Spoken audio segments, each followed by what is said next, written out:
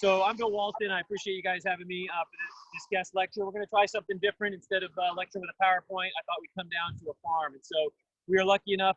We're going to try to maintain social distancing, but my son is the cameraman, so he and I can get closer. But Navy Cove Oyster Farm, I'm going to introduce Chuck Wilson, who used to be at LSU, but now runs an oyster farm here in Alabama called Navy Cove Oyster Farm. So Chuck, could you tell us a little bit about Navy Cove, when you started it, how many oysters you're trying to grow, a little bit about what you're doing here? Oh, yeah, happy to. Good morning, everybody.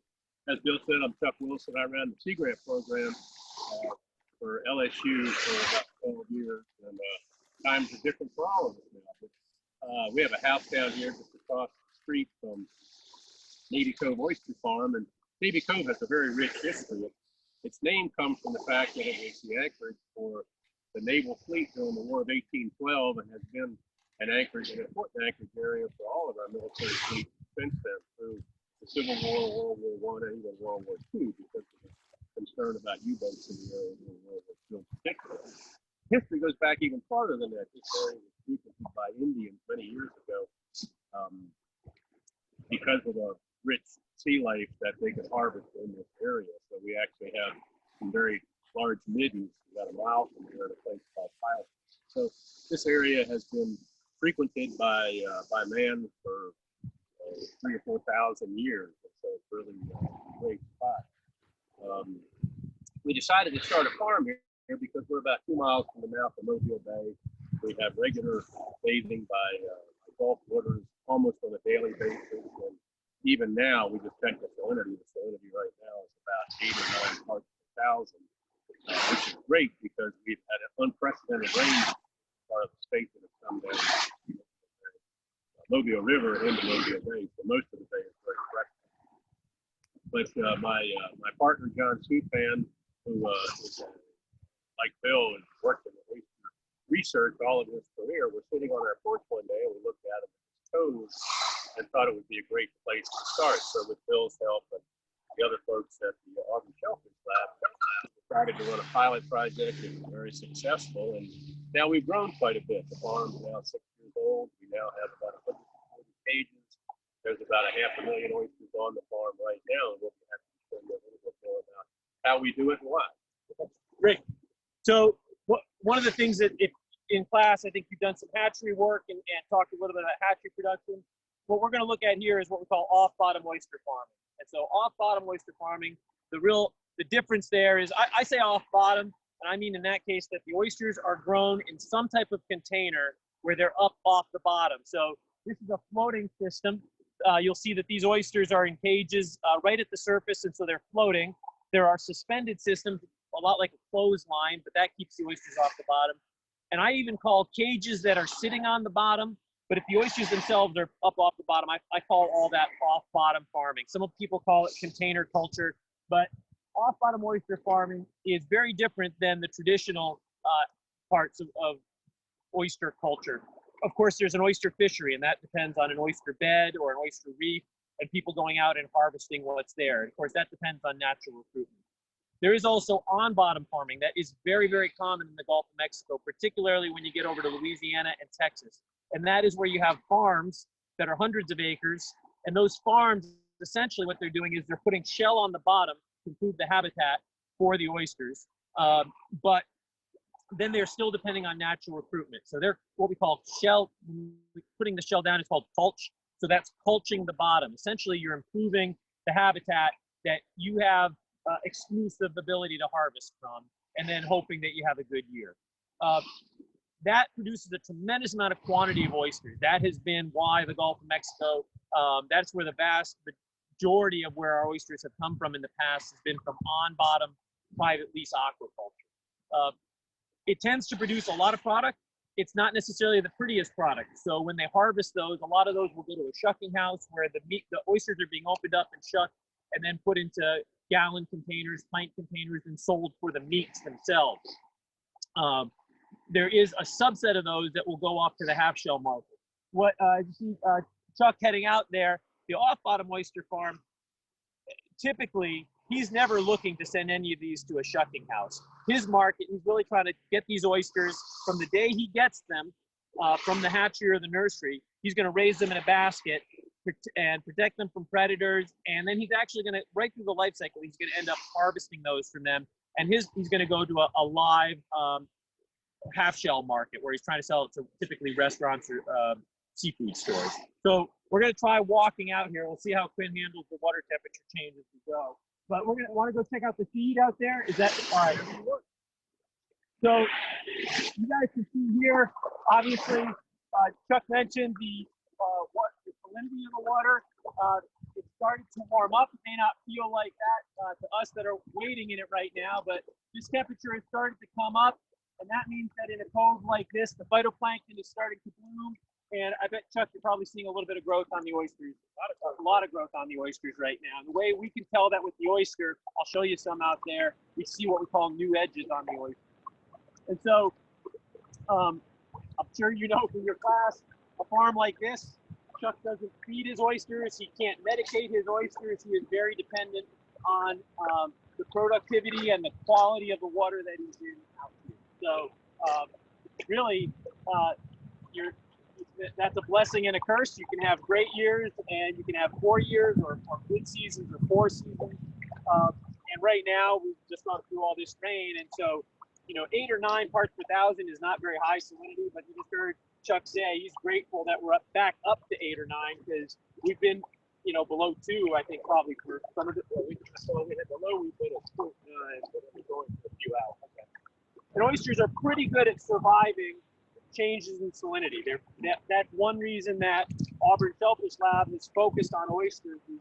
The people that we work with are in systems where there's a lot of salinity changes. And so some of the other shellfish that you might want to grow, like clams or scallops, you just wouldn't try here. They're just not going to survive these things. Oysters can survive those changes, but it is a stress. And in fact, if we get so much fresh water that we're below 5 parts per thousand, 3 parts per thousand, for extended periods of time, I'm talking about days, you can get mortality. And that tends to happen more when the temperatures are up. So what year was it? Was it last year or the year before? The year before, we had a lot of fresh water come down in May and June. A lot. I think we're back down to 0 parts per thousand. These low DO, all those bad stress. Okay. Keep it on building. So we had low dissolved oxygen associated with that. A lot of things that are stressful, but the oysters, as their metabolism is starting to go up, if you plunge them into fresh water like that, we're going to have a problem. There's no way around that. So certainly, off-bottom oyster farming is an intensive type of culture. There's a lot of handling, there's a lot of work, but there is still a lack of control. The things that Chuck can control, we'll talk a little bit about, but he can control a little bit the densities of his oysters. He can spread his oysters out. He can make some decisions about when we'll get into what desiccation is, what the production cycle looks like. But there's a limited number of choices that he has to make, that he can make in terms of the production. So it is a little bit different than maybe some of the other types of aquaculture you may have come across. There's a lot of things. Which one you want to go to here? I don't want to get your camera there. All right. So I asked Chuck where we can go to look at the seed. So this is, when did you get these seeds, Chuck? These were on July 22nd last year, and we got them on the farm in October. All right. Can I just grab a bag out of one of these? All right. I'll flip this over. It's pretty shallow right now. A minute. So you can see this as you flip it over. Actually, you see some fish and crabs as we do this. They love the structure of this. So what does this system look like before we get to the seed? You can see this is called an oyster grow, or there are other brands. That this is the particular brand is oyster grow. You've got 2 pontoons, and you've got a cage suspended below it that lets you put these bags of oysters in here, and you can put different mesh sizes in depending on what size your oysters are. So that lets your oysters live right below the surface. And then when you want to bring them out of the water, I'll talk about desiccation later, but this lets you get your oysters out of the water when you want. We also have on these, we have removable caps, so that if a storm were coming, Chuck could take the caps off, let those chambers fill, and this would sink to the bottom. And you can see he's got this all attached to a line that's anchored in down at the bottom. So he's actually going to let that sit on the bottom during a storm. These were that once in 6 years. Okay. I do remember that. And then, by the way, the beauty of that system is you can lift those cages back up, let the water drain out of those floats, and then you can recap it. So that lets you refloat it. These were developed in Canada, where they experience sea ice every year. And so around Thanksgiving, they go through and they drop all their cages to the bottom every winter. And then they come back in the spring when the ice clears. So this was developed in a different place, but this has worked out very well for us here. So, Chuck, can you talk a little bit about seed, like when you got the seed?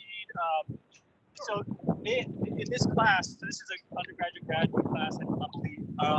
They've already gone through some of the hatchery and I think the nursery, but they haven't gone out to the farm here. So we can talk about the seed and if they're triploid or diploid. Yeah, sure, happy to. As I mentioned, these seed were spawned at the L3 hatchery over in Coden, Alabama, back in July. They raised them up as larvae through the settling stage. They set them on small pieces of oyster shell, little sand grain sized shell. Raise them up for 4 or 5 days, and then we put them in a nursery over on this dock over here, right behind my right shoulder, and we raise them up there until they're big enough to bring onto the farm. And just to clarify, that's a land-based nursery where all they're doing there is just pumping ambient food at ambient water with the food and oxygen at a high rate through silos. So they're just letting the oysters feed on what's in the water, and they're compensating for those high densities of seed by having high flow rates. Right. Now these oysters are triploid oysters. You've probably heard about that in your aquaculture class, as opposed to the natural oyster, which is diploid. And the strategy there is that triploids tend not to be reproductively active. You get very rare incidences of reproduction in oysters, but they can invest most of their energy into growth. The oysters tend to be fatter in the summertime than the wild oysters are. They don't go through their reproductive cycle. And they tend to grow a little bit faster because they are not investing any energy into reproduction. The natural oyster goes through a cycle where it fattens up in the springtime and turns most of that glycogen, which is how oysters store fat, into gametes. Then it goes through a spawning cycle into the summer. And so by midsummer, the oyster meat is roughly 50% by weight. That's just the meat of what it normally is during the springtime. And then it will recharge a little bit and have a small spawning season in the fall. So we avoid that reproductive cycle, and we are growing oysters. So we don't have to worry about producing gametes that are reproductive active. The other reason that's really important is we're not getting a lot of setting of oysters on the cages and on the gear. We have enough problems, we should have in a while, about barnacle sets, which we've had a big one about 2 weeks ago. You'll see that on the cage and on bags. Our strategy is we get them onto the farm. I mentioned that these were spawned in July. We get them on the farm by October, and we will be selling this oyster, but the faster growing of this cohort, we'll be selling these by July. So it's roughly the fastest ones get to market size at about 7 months post-spawn. The slower growers are more like 12 months post-spawn. But knowing that, being able to manage that using a grader to show you in a little while, we can actually do 2 crops a year on our farm. So these are just coming up, and we have the remainder of our crop from last year is now market size and ready to go to market. That's one of the blessings for Gulf of Mexico off-spot oyster aquaculture is that is a very fast growth rate. If you can go from the day they're spawned, so they're microscopic, 50 micron fertilized eggs, type thing, to going to market within 12 months and sometimes shorter. Or like Chuck said, that lets them do 2 crops a year. When I was in Cape Cod, we were happy to get oysters to market in a year and a half. That was super fast, and I'm not sure those guys were counting the nursery period. I'm glad you didn't drop that, Quinn.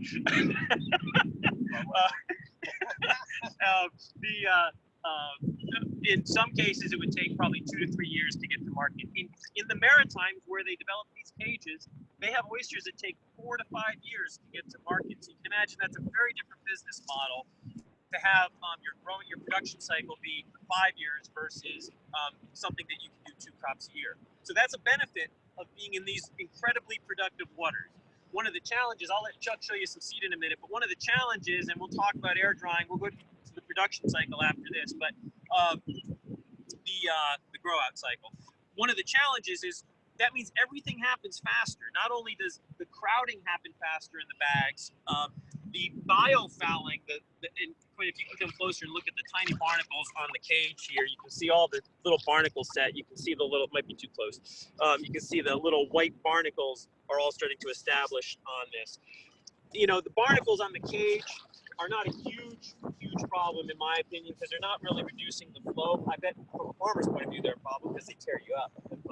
But the other thing is the mesh. I don't want the mesh to get clogged up. So you can see this mesh is still pretty wide open. You're getting a lot of flow through this. But you could imagine these guys take great care of their stuff. I've seen other farms where they don't take good care of their biofouling, and you'll see this all clogged up with whether it's barnacles or tunicates or seaweed, and that will reduce the flow, and that creates a problem. So one of the things we found is that in Canada, I have heard that these cages, they might do the biofouling control by doing this air drying.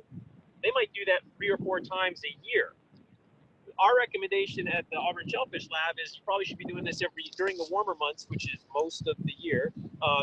You should be doing this probably every week. And every 2 weeks, we see a difference. We see a difference in the oysters. So I'm going to go back to Chuck here, and he can show you what this seed crop looks like. These are the slow growers from here. These are the slow growers out of the spawn from last month. All right. And these are ones that we set aside for the Don't get too close. We're supposed to keep 6 feet, but you can see, like, those are all single oysters that Chuck is growing there. So if you spread those out, you see they're not clumps. That's those, he mentioned using very, very small pieces of oyster shell. We call it micro culch. It's a 250 to 300 micron piece of shell that they get to attach to.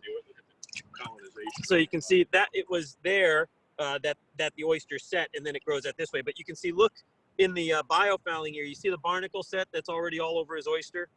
So now you could easily argue, who cares? You don't eat the shell. They have found that the market that they're going for does look for sort of a pretty beautiful oyster, and so they're not looking for something that has a lot of fouling on it. Again, you don't eat the shell, but you do bring that shell up to your mouth. And if there are a bunch of barnacles on that oyster that could die, you can imagine what that smells like, and it's off-putting. So the farmers do try to keep a lot of the fouling off their gear and their oysters. Most of these are pretty clean. Yeah. But the nice thing about these cages, bags are as we go along the west sides, they'll roll around and bump into one another, and it'll chip off the barnacles. That is one of the strategies we're looking at is air drying. Well, let's talk about. We'll go into air drying. So some of the jobs from the production cycle. Chuck has a bunch of seed here. When you hold up one of these bags, I would say this is not probably recently restocked, right? Yeah, well, yeah, we put them in there at low density intentionally. Okay. They've been in there for about 2 months. Okay, so this is about 2 months, but maybe not the warmest months, so not the salinity's been down. But I would worry if the oysters were up to where my fingers are, that would be a crowded bag. All right, that's something where those oysters, you're going to see winners and losers, because there is going to be competition for food at this level. You will see very small oysters and you'll see very large oysters. And so one of the jobs for the farmer is constantly keeping up with that. And so coming out here, and we call that splitting. So you would maybe, actually, I think you guys have a strategy, don't you? Load the 2 in the middle. All right, so I think, Chuck, you correct me if I'm wrong about this. They'll put oysters in these 2 bags in the middle, yep. And then they'll let them grow, and so that volume will increase. And as it increases, the only way for those oysters to continue growing without competing with each other is to split them. And so they've got this cool system where they'll bring out 4 new bags, and they'll take the oysters from the 2, dump them on that raft, and split each bag into thirds. Is that right, Chuck? Just visually, so that they've taken this bag and made 3 bags out of it, and the same with this one, so they fill the cage up, and that gives those oysters plenty of room. Chuck, across the production cycle, how many times do you think you're splitting? We'll split 1.5 millimeter bags. We'll split once, and then we'll split this once. And then as we split the larger fish bags, we start out with 20,000 in this back. Can you get just a little bit closer? We're having trouble hearing. 4,000 in the 4 millimeter bag, and then we go to 1,200 in the 9 millimeter bags, then 600 in the 12 millimeter bags. So that means we don't need to grade anymore. We can just split the bags, and they're approximately going to be our target harvest of 300, which we'll show you. Okay. So we'll walk through that, and we'll show you the grader that that they use here. It's a mechanical, sorts by size and lets them grade by size, but is obviously an ideal time then to do splitting while you're doing that. So Chuck's going to reload that. I think I distracted myself because I wanted to mention labor. You know, and I mentioned that one of the blessings is we have fast growth, but that's also a curse in that means everything happens much more quickly. So to control crowding, Chuck has to be on top of his stuff, and he has to keep track of that, and he has to be out here, and he has to be at least splitting, if not grading and splitting, fairly frequently. But then the other one is drying, and this is a big thing in the Gulf of Mexico. That I would ask you, like you saw how the two of us split this up. Now we're also standing on bottom. A lot of these farms are in water that's over your head, so you have to figure out how to do that from a boat. My personal favorite way to do this, it's hard to do this here in this shallow, is if I were doing a farm, I would jump out of the boat and swim to a cage and essentially walk the cage over. I use the ballast of my rear end to sort of flip the cage. I'm really just using leverage, and then I'll go to the next cage and the next cage. So we looked at mechanical solutions for that, and those tend to take too much time. We've just found that swimming to the cages and flipping them if you're over your head is probably the quickest way right now. But Chuck, you typically flip with two people? I like to flip with two people. Okay. You can do it with one, but you have to stand on the float to do it. Okay. That puts a lot of wear on the gear. But with two people, you can, just like Bill and I did, two people can easily flip. And we can do about 100 cages in an hour. Okay. So 100 cages an hour with two people doing that. So obviously you can start doing the labor costs here. And the flipping up is the hard part. But you have to come back the next day and you have to flip it back, and that's pretty easy. It sort of wants to tip over, but that's more labor. You have to be ready to do that. And we've done studies where we see a substantial difference in the biofouling control between doing this once a week versus every 2 weeks. But you can imagine every farmer in the Gulf of Mexico looks at that and says that's a lot of work. And it's not that they're lazy; they're looking at the labor costs. And so I have generally found that a lot of the farmers that we have talked to really resist the idea of doing weekly air drying. So I don't have it's one of the areas of research that we're looking at is some of those trade-offs. Should I be one of these farmers that puts a ton of investment into each oyster and try to produce a premium product that I get a very high price for? Or should I be a farmer that says, I don't need the highest quality oysters, I just need decent oysters and I'll put less in? And we're actually, if you guys know Sarah Hensey, that's actually one of her topics of research, because you can imagine Navy Cove is a wow oyster. I don't want to ask Chuck what he gets for it, but I think he's on the higher end for a farm gate price. Is that fair to say? Yeah, 50 cents. 50 cents, okay. All right. And that's sort of actually in the middle. We've got some farmers that are getting 65 cents or something an oyster.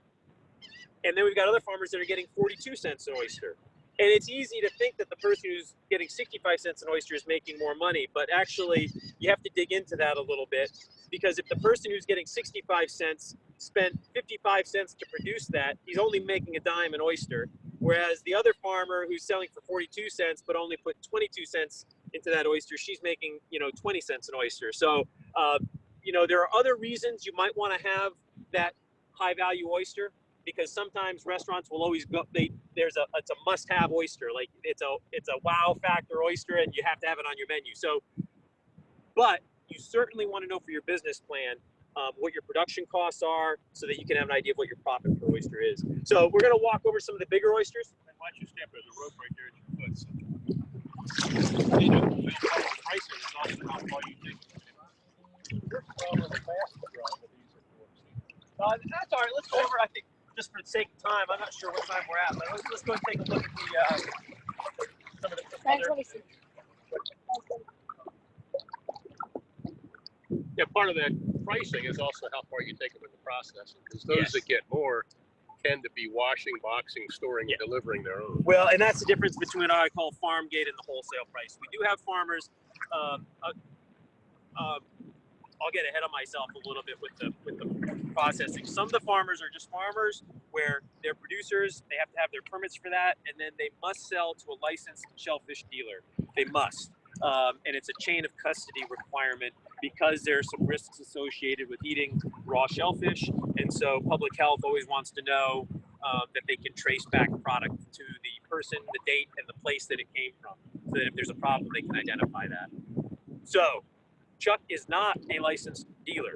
He must sell to one of those. We have other farmers that have gone ahead and made the investment, and it's a whole other business. It's a whole other business model, who have made the investment to be able to be licensed dealers, and they can sell direct. And we have to be careful when we compare prices. That is true, because we really want to talk about what the farmer would get as a producer for the oyster. So that is something we struggle with. I'm not sure they're going to dolphin feeding. Oh yeah, you can see the slick feeding on trout. You might see some flashes over there. And so, that'll give me a chance to say, one of the things we've looked at are the ecosystem services provided by shellfish farms. Keep in mind, Chuck is in public waters here. The bottom, in this case, is private bottom. That's unusual, but they are public waters. And so Chuck and his farm have had to go through a tremendous amount of permitting to get permission to be here. And if you're gonna do that, that means that there's a value in looking at, what are your environmental impacts? And typically we think about negative environmental impacts. Shellfish farms have been a unique case where they've been able to show a fair amount of environmental benefits from farms. We certainly do see the obvious one is you have a bunch of oysters in the water, and they're helping eat down the phytoplankton, which is helping remove nitrogen from the system. Chuck harvests his oysters, and he's packaged up not only oysters, but it turns out he's packed up nitrogen and removed it. In the Gulf of Mexico, we have so much nitrogen in the water. I mean, this is so productive that I don't know that that's something that would stand out as an effect. Here, what we tend to see is a lot of the Gulf of Mexico, and you can't see it, unfortunately, is bare bottom. It's mud, it's soft bottom with no structure. When you put structure into environments like that, you see a lot of critters. I don't know if it's habitat improvement or if you're aggregating, but I promise you, every time you flip over a cage, unless it's the coldest of months, you will see little fish, crab, shrimp, all sorts of things will use these cages. I'm not saying that that's why the dolphins are here. They may have already liked the cove already, but certainly bigger fish use these. As I have gone down cages of farms where we've been flipping the cages, and you can see the schools of fish racing ahead of you as you scare them out from underneath the cages. So are these market size or close? All right. So you may have heard that there is a you can see our density is reduced to 4 bags per cage because of how big they are. So you may have heard that there's this thing going on with a disease that has everything closed. So despite the fact that people need food, Chuck primarily has been selling oysters, going to market, and they tend to go to restaurants. They're most of his customers, not his ultimate customer. He sells to shellfish. I'd say 95% go to restaurants, and 5% are sold retail. Okay. So he is jammed up right now. Is this typical, or have these gotten bigger, or is this about where you want them to be? This is we usually sell them by this size. So these have gone past. Our target size is 2.5 to 3.5 inches, and these are 3.5 to 4.5. Okay. Now you can feel how heavy the cage is. We stock these bags at $300 a bag, and we're going to have to start splitting them because they're just getting too big for the bags. So one of the you actually, Quinn, if you can see that blue crab in there, these guys we've actually had a couple students do some work on the blue crabs. They love this structure, and they get in this bag, and then they're relatively safe from predation, and it's a great place for them to molt. So actually, often in a bag, you'll end up with one big crab by the end of the season who's won, and he then doesn't let other crabs into it. But at this stage, you'll see a lot of juveniles. So you can see there is some biofouling on this. You got that barnacle set that Chuck mentioned, so that's going to happen. They can try to control that with air drying. They're going to have to make a decision right now with all the closures. He has to keep doing this work to maintain these, but these are actually starting to get bigger and bigger. They're actually going to size themselves out of their intended market, which is live half-shell oysters. And so, unfortunately, you still got to do all this work to take care of them, but they're actually turning into oysters that you would send to the shucking house to shuck just for the meats. And I'm sure the price goes way down. Oh yeah, we're lucky to get 10 cents an oyster from shucked meat versus 50 cents. So obviously that's a huge difference, and that We is. got to get them off the farm because we got other ones coming up behind it, so we got to make room for the gear. And you're still invest not only the gear, but then also the labor. They have to keep working these oysters, and so if you're spending money that drive on an oyster that went from 50 cents to 10 cents, you can imagine that's a snowballing effect in terms of your profitability. And obviously, then there's the other problem of as the oysters get bigger, they're going to fill this bag. So you'd say, well, so what's the consequence? So they slow down growth. Well, you get enough slowdown of growth, and actually you can start to impose some mortality if they get too choked out.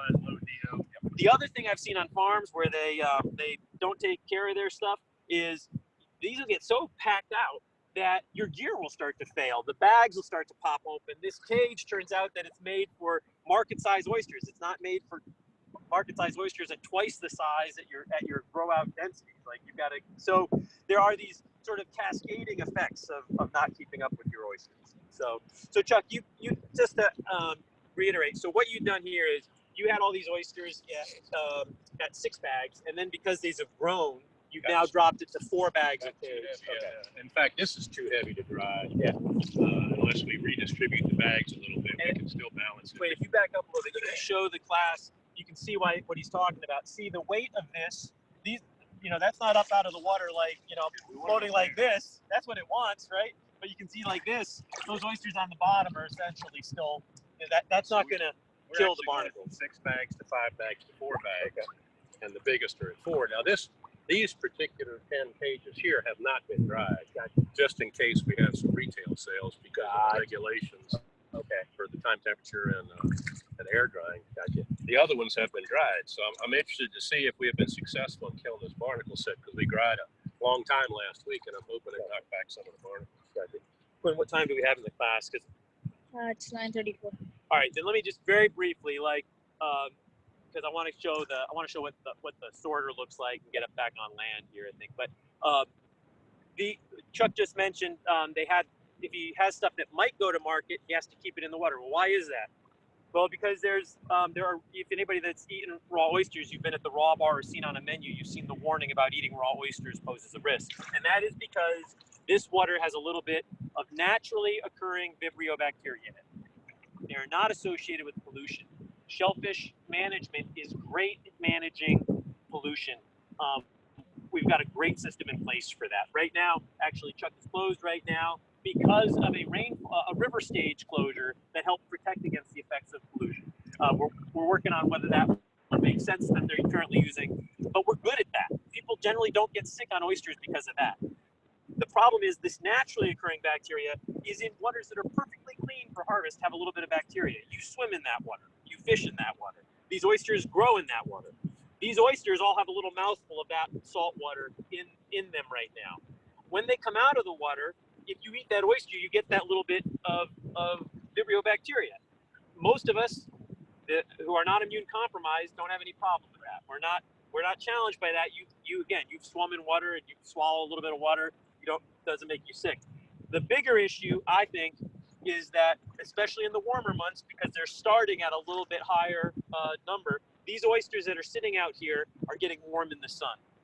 And so I just told you that the way we recommend controlling air drying is keeping them up in the sun for 24 hours, which means that they're essentially little incubators where the Vibrio levels can go up. So if you ate an oyster after you'd been out in August, it's been sitting in the sun drying for 24 hours, the Vibrio levels could be sky high. Now again, most healthy people don't even then wouldn't have a problem, but the risk has gone through the roof. And they manage to the worst case scenario. Right. So they're protecting the worst case scenario. And so for Chuck, what he has to do is when he's done his air drying, he now has to, by mandate in Alabama, he has to flip his oysters back, and they have to be submerged for 2 weeks right now. We're working on some research to see if that can be dropped. But right now, the conservative estimate is 2 weeks, where he's got to take all these oysters, flip them back in the water, and leave them for 2 weeks. And the idea there is that those oysters are filtering, and those elevated levels of Vibrio are going to be pumped out. And so they'll get back to the background level so that there's no increased risk. That doesn't mean that they're risk-free, but there's no increased risk from what he's doing on the farm. Which way you want to flip this? Over. Door. Yep, right. Door up. So, all right. So you take your farm, and as you go across, you're splitting and you're moving up different sizes as you go. Harvest, what does that look like, Chuck? What does harvest look like? What are you all doing for harvest? In terms of numbers, No, like what does the harvest process look like? So the harvest day, we take the bags out, we take them up on the beach, load them in the back of the pickup, and drive them to our seafood retailer. Our seafood processor, which is Bon Secours Fisheries in Bon Secours. It's a great relationship, but it's grunt work. You have to carry these bags. They weigh 80 to 100 pounds each. Get them in the back of the pickup, which is why we put that mat down that we'll show everybody. And then we have, in the summertime, we have to get them from out of the water into the cooler in 1 hour. okay. And that's that. So the clock is For the ticking. same reason. So that's that cold chain. So remember, that's that oyster. And in August, he's got 1 hour to get those cold. So when they grab those oysters, they're only going to be out here in the sun for at most an hour before they're starting to get cold. I'm sorry, yeah, you're going to have to walk into the sun. So while we're walking in, are there any questions? I think you all, just want to take a look at it? Watch your step here. Tie to it. I have a question. How do you stagger the harvest and the stocking and seeding so that You're not going to have many crabs on the So what was the question? I'm wondering, as a farmer, you said you can get potentially 2 harvests a year. Yep. Are you staggering your seeding continual harvest. so that you Oh, have, that's a great question. So remember, so this isn't because it is intensive culture, but you still are depending on what's going on here. So the seed that we looked at the beginning are the slow growers of one cohort. So Chuck will have a couple cohorts, but what happens is you're harvesting off of the bell curve of that cohort for many, many months. And so if he does it right, he doesn't have, if he's got a cohort of 250,000 are gonna be spread across 3, 4, 5 months. Probably 5 months. 5 months, and then he should be into the fast growers of his next cohort. Then that's the intent. He wants to be, ideally, if he doesn't have coronavirus closures or river stage closures or home for algal bloom closures, Chuck would like to be harvesting every week and be sending off to market. That's his market, is all year.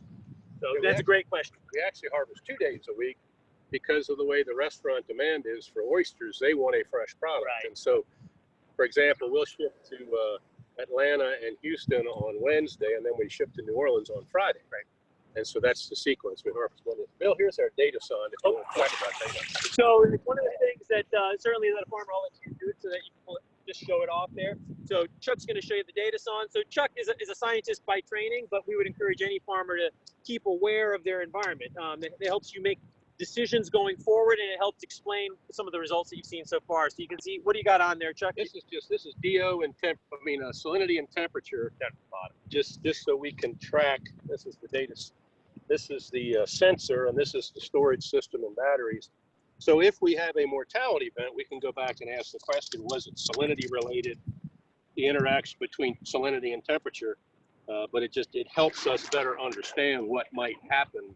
What might be the cause of some problems, and it's been very useful this year because the salinity has been so low. As you heard me say to Bill, the salinity got down to 0.9, which is extremely low. What we don't collect is DO, and that's important also, but we use a handheld meter for that. What do you think? You can't really, I don't think I can taste salt much below like 12 parts per thousand. Your cutoff is about 9 or 10, so we're right at the threshold. You can taste a little bit of salt in the water, but it's certainly not much. And the oysters taste best to me when the salinity is 15 to 25. Over 25, they're almost too salty. So a lot of farms, like Chuck doesn't have a pier that goes out, but he's got access in pretty shallow water here. A lot of oyster farms are tucked up right along the shore, very close. There are, of course, oyster farms that you have to take your boat out to. But I should have pointed out, we're on I think Chuck did actually, we're on the inside of Mobile Bay. We're in sort of, this is Navy Cove, and that's Bon Secours Bay out there. So we're in protected coastal waters. Nobody that I know is growing shellfish out in the Gulf of Mexico. I don't know of anybody growing them in the open Atlantic. There are a couple mussel farms, I guess, a couple people trying to do wraps for shellfish, but the traditional off-bottom oyster aquaculture industry on the East Coast, the West Coast, and the Gulf Coast are all typically in state waters and protected waters of the coast.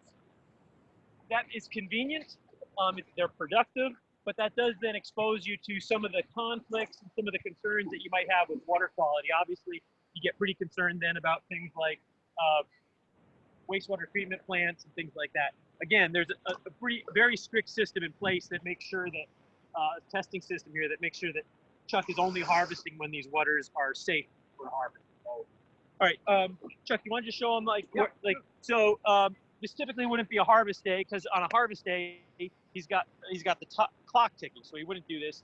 But this is the grader that we talked about. So we'll let you put the camera on this Chuck there. Come on around to the side over here so you're not pointing into the sun. Yeah, this is a very common tool in the oyster industry. It's used to grade oysters. And so if you can imagine this drum rotating slowly at a slant down angle, you can see that we'll select out 3 different size oysters here. That smallest hole is a 1/2 inch. And so anything smaller than a 1/2 inch will drop through into some containers we have underneath the grader. The next size up is a 3/4 inch hole and a 7/8 inch hole. And so anything between a 1/2 inch and 7/8 of an inch will drop out there. And these are sized to match our gear. So we can put them right into 4mm mesh or 9mm mesh. And then what comes out of the end of this tube is bigger than 7/8 of an inch. And Bill has some examples of that right here. Your larger mesh bag. So we just match up with this. Or Come out the end. so this mesh size is intended to hold the oyster. That makes it past this. All right. So he's got, like he's saying, he's matched up this grader specifically with his gear so that he's got bags that will receive oysters from the tote of oysters that fall out of there, the tote of oysters that fall out of here, and the tote out of here all go into different size bags. We used to do this by hand with hand graders.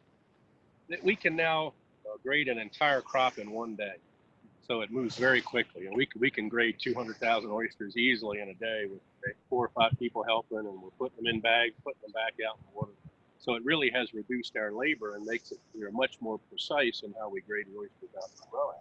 We also have a grader that has larger holes that actually get market-sized oysters out of the end of that one. We're not using that right now. We're grading the small oysters because all the market size have already been here. I would point out, those of you who are interested in the business side, this is one of the points of economies of scale for oyster farming. There are not a lot of economies of scale out there. For Chuck to grow more oysters, he needs more cages and he needs more bags, and he needs more people then to handle them. And so they're really, it's hard to imagine somebody carpeting Mobile Bay with 500 acres of this because the labor costs and the gear costs are so high. That said, investing in mechanization at points like this, choke points, is a great idea. And this one is, you can spend as much as you want on a grader. There are mechanical graders like this that go for $20,000, and there are vision sorters with computer-assisted sorting that you can buy past north of the $100,000 mark. This one I think was $5,000. Yeah, $5,000. And it's ideal for our setting because it runs off a battery. A single 12-volt battery will spin this all day long. So I don't know how much time we got left, but I want to leave time for questions. I think I covered the top. All right, so does anybody have any questions? I think I covered the main topics here that I wanted to. I'm wondering, do you have is there a certain month of the year or season where you get a higher market price or you get better tasting oysters? That's a great question. So is there a seasonality to pricing? In fact, no.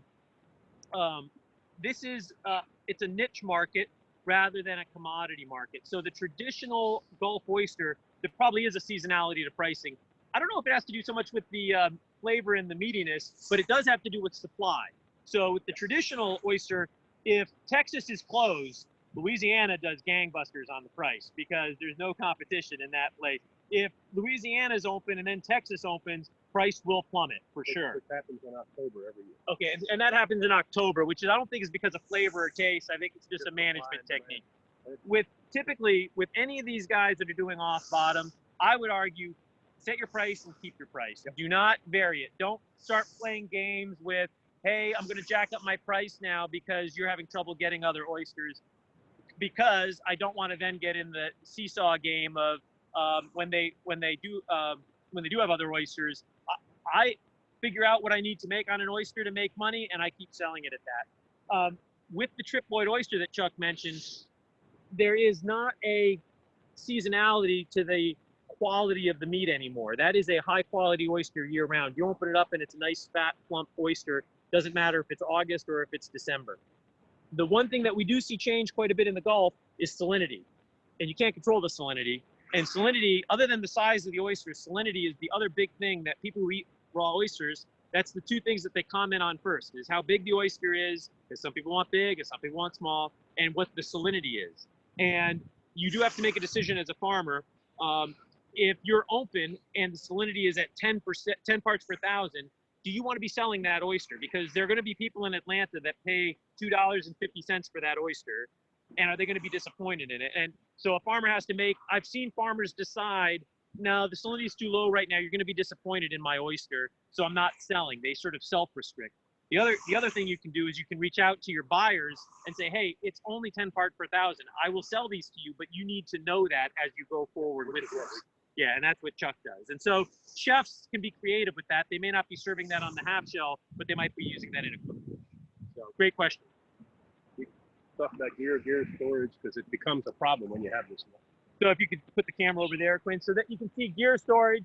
So typically, because of the growth cycle of oysters, you know, Chuck, they're waiting for seed. They haven't got that next cohort out. So they've got a bunch of gear up here. And so you have to keep it nice and neat. Obviously, you're in the public eye. But then also you have to worry about storms and being prepared for what if a surge comes up. And so anything you'd add to that, Chuck, thinking about gear storage? We also have pretty heavy wave action here when the big ships go up and down Mobile Bay. So we actually had to move. You can see over my shoulder, Quinn. Yeah, we had to move all our bags over there, the bags in the distance. over on the side over here. But Bill's absolutely right. It's really important that we keep a good impression, because there are a lot of people that live around this cove. They all love oysters, but we want this to look neat and not prove to be a hazard to people that come out here on the beach, which we have almost every day. So, and we have to maintain the gear, so we're always repairing the bags, repairing the cages, replacing the cages, and that you do that between necessary work on the farm. Any other questions? Yeah, I got a couple of questions. The first is, if Chuck ever had any issue with people stealing oysters. All right. What's the other question? And the second one is, if I had $100 grand that I would give to Chuck, and he could invest in anything that he wanted, but just one thing, what would he do? Okay. Is that? I'm just gonna have to check. Is that hypothetical? Yeah, that's hypothetical. All right. Darn. All right. So the first question is, have you had any problem with theft? No, that's a great question, but fortunately we have a lot of friends who live here year round, and if somebody's on the farm, they usually contact us. I think we've only had one incident on the Gulf Coast, and that was over in Pensacola, where somebody stole a lot of oysters from a farm, and they got caught because oyster season's closed. Some local oystermen went to the farm, stole 30,000 oysters, so they said, and all of a sudden they had a lot of oysters they had to get rid of very quickly, and it was very easy to track them down.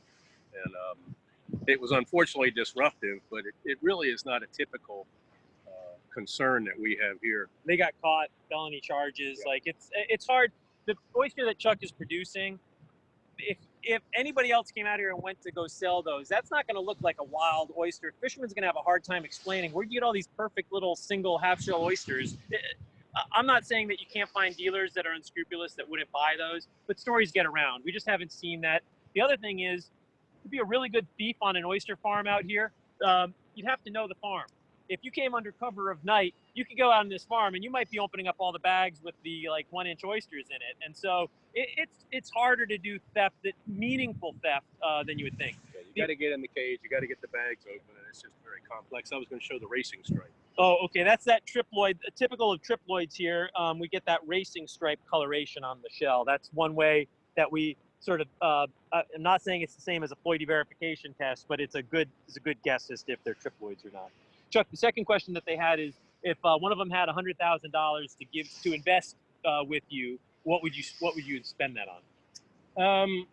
You know, I think the bottlenecks that Bill spoke about are market accessibility. And the market continues to grow in the United States, but I would probably invest that in market development. We can sell everything we grow. We are not aggressively marketing it, and we continue to get bigger and bigger every year. But it's really market accessibility and education on health benefits of oysters, safety of oysters, when not to eat oysters. Those are the things that I think I would focus on. We have no problem growing everything we can get our hands on and selling it on in sequence and on cycle without major interruptions like COVID-19. Right. Good question. Any other questions? What's the triploid process to make The that? triploid process in the hatchery. There was you can produce triploids chemically and with high pressure. There is a way to do that. That is not a very efficient way for commercial production, and it's not clear to me at all that the FDA would be happy with you in a hatchery using some of the chemical induction methods. They're pretty nasty chemicals. You don't want to work with them. And you could make the argument that there's no way that the oyster that goes to market is affected by that, but I don't think the FDA would be happy with that. So what we've done is, with chemical induction methods, when the diploid is, when you're spawning diploids, it's meiosis, right? You interrupt meiosis with chemicals, and you produce chemically produced triploids. All right, well, what do you do with those? Well, you grow those, and you grow a lot of them. A certain percentage of those, a very, very small percentage, they're so rare, it's once in a blue moon. So Dr. Supan, over at LSU, who's retired now, he was the father of triploids in the Gulf of Mexico. He developed this. All those chemically, Auburn was lucky enough to get to work with him on this. And all the chemically produced triploids, go out and you raise them, and you then bring them in when they're the size that might be spawnable. And you go through all those, and you're opening a lot of oysters, and you're finding a bunch that don't have any functional gametes, any viable gametes. Occasionally, you'll find the blue moon that does. So you take the very, very rare reproductive chemically produced triploid, and you spawn those. When you spawn those, you do the same trick that you did with chemicals, and you mess up the meiosis, and by that, you produce chemically produced tetraploids. So now I've got animals that have 4 copies of Chrysostria virginica DNA. We raise that tetraploid broodstock till it's spawnable. They produce viable gametes. Because they're even numbers of gametes, we'll have those tetraploid broodstock. We'll bring them into the hatchery just like we would a diploid. We use thermal induction, no chemicals. We'll just do thermal induction, get them to spawn for us, and we'll take the males typically. The tetraploid sperm has 2 copies of DNA. We'll spawn the diploids, and we'll get the females, and her eggs, the eggs from those females have 1 copy of DNA, and then just like we would a normal spawn, we cross those, and we'll get a fertilized egg that has been what we call naturally spawned, that is got 3 copies of DNA, and that's the commercial production method. So commercially, the industry relies on tetraploid broodstock. Those must be maintained so that you can do those spawns to get your triploids. You can spawn tetraploids, but then you have to worry about inbreeding. If you interbreed those, you can make more chemically. We're working on that, and obviously that is one of the concerns in a breeding program. Is if a fair amount of your crop is depending on that broodstock, you then have to ask questions about that broodstock and does it function well in different environments and so on. So we're doing some work with that. Great, thank you. I have one other question. Yes. And it's basically, so I'm from New York, where they used to have a lot of oysters. The waters got really polluted, killed all the natural oyster beds, and now there's a lot of efforts for restoration. But at least in the city, for the near foreseeable future, we're not going to be able to eat them for quite a while if water quality improves. Is there some sort of like testing or regulation that you have to pass? Is there a certain limit of pollutants that you have to be under in order to legally sell the oysters? Oh yeah. Do they test that in the water and then make an area legal? Or We do it by areas. We call them growing areas or harvest areas. It depends on the state. So in cooperation with the FDA, every state has to have a shellfish management plan, and they do regulate. This is Area 3 that you're looking at. So this is in Mobile Bay. Alabama manages theirs by, I forget how many areas we've got total, but we've got We have 7 different areas, all right? And those different areas are either classified as prohibited, which means under no conditions are you able to harvest oysters from here and have them considered safe? Can't do it. Typically, that's areas that have really, really high fecal coliforms, but I think it's almost always associated with some type of heavy metal, something that the oyster will not depurate if you move it. We have conditionally restricted areas where that means, man, those waters are just not normally safe, so we're not normally allowed, but you could potentially take oysters from those and take them to an open area and let them depurate out. And that meant that they were from an area that the fecal coliforms were too high. And fecal coliforms are simply used as a signal for human sewage. And so the other thing, the problems that would go along with that, whether that's viruses, hepatitis, things like that. Chuck is in Area 3 is conditionally approved. Conditionally approved means normally it's fine. That means that they're doing routine testing at water stations throughout this area. And under most conditions, we're okay. They don't worry about that. Under certain conditions, you close. And currently, that's a river stage that goes above 8 feet, which turns out now that happens a lot. So Chuck's working on getting that looked at again. But if Berry Steam Plant upriver goes above 8 feet, that's a trigger that without any further testing, you don't wait for anybody to get sick. You don't wait for meats to be tested. All they have to do is see if that river stage goes over 8, they proactively close the area. And now the burden is on public health to go out, test the waters. I don't know if they test meats to open. No, they test the waters again. They'll test the waters again to make sure that the waters are, again, safe. They don't do that 2 days. They wait for the river to go below 8 feet, and then they don't go test the next day. They'll wait typically about a week. It went below 8 feet this morning. Okay. But it's Friday, and the labs are Right. open next week. Right. So they'll sample Monday, and we'll probably open back up next Wednesday. Okay, so so what they're going to do is they space it out. They don't want to come out and do a bunch of testing and have it fail. So sometimes they put a little bit of a buffer in there when it drops down.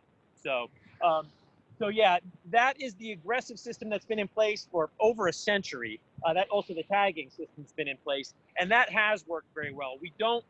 It was New York City actually. There was hepatitis and cholera because people were harvesting oysters out of the area around New York City, and you can imagine that would get people sick, especially with the lack of control of water quality at the time. Hopefully that's improving. But yeah, that is the primary mechanism that keeps people safe and prevents Chuck or anybody else from having an oyster farm next to a wastewater treatment plant. So I think we're probably getting close. I don't know if anybody's got any more questions. Are we at 10 o'clock? Yeah, we're right at 10. All right. I know we've stayed a little late. If anyone wants to email me any questions, it's billwalton@auburn.edu. I'm glad to follow up with you. But I think Jim, you got any last minute? He's got to get off of mute. He should be able to do that. Real Jim may quick have to get off. about parasites or disease issues that you might run into. Oh, I'm sorry. Yeah, parasites or diseases. That's a great question. There are, obviously, there's some predators. Chuck does a pretty good job of protecting them from predators by keeping them up off the bottom. And if predators do get in the bags, as long as he's tending those bags fairly frequently, like those crabs, you could pick those out before they started to inflict mortality. They pick out the snails. Yeah, and the snails. There are some oyster drills that'll do that. The diseases, there's no real. There are the big one is dermo Perkinsus marinus in our area is a disease that will kill oysters. Typically, it likes saltier water than Chuck is in, but that could be a concern at some of the saltier sites in the Gulf of Mexico. We have been lucky. Everyone wants to do a breeding program to protect. Here's one of the predators. This is the oyster drill. That's a big. All right, that's a big boy. He can drill into the oysters. We've been lucky with the growth rates that Chuck gets, and any farmer should get, and their off-bottom oyster farm. Typically, you're not seeing death from dermo in our oysters because you're harvesting. Even if they have dermo, you're harvesting before they would die of it. There are diseases in other parts of the country. It's called, you've heard of oyster herpes, which is nobody should have let that name go forward. It doesn't affect people, but it affects oysters. And it's also called Pacific oyster mortality syndrome. That will kill oysters. There's juvenile oyster disease. There's MSX. So farmers certainly are challenged by that. And so some of the breeding programs have tried to get a disease-resistant oyster. I would say we have been lucky in the Gulf of Mexico that to date, knock on wood, we haven't seen big disease issues with our oysters. We are not allowed to bring in any oysters from Atlantic. Right, that's a good point. There's a lot of control of seed and where you can get it from because, of course, states are concerned primarily with disease and non-native species coming in for sure. Secondarily, there's a concern about genetics and how you might not want Virginia genetics in the Gulf of Mexico, but the main one is disease. Okay, great. Well, this has been fantastic. I really appreciate you guys coming out here and doing this. Well, I appreciate it. I want to thank Chuck for coming out and keeping the 6 foot distance and doing this. I hope it worked out. We did make a recording of it. Oh, and big thanks to Quinn, who just gave me a look. Couldn't believe I didn't mention him. So here, let me. There you go. Thanks, Quinn. You're a true professional. Now he's getting shy. All right. So anyway, guys, thank you very much. We did make a recording, Jim. I'll try to make it available to the class. Okay, that'll be fantastic. And thanks again. Guys. Okay.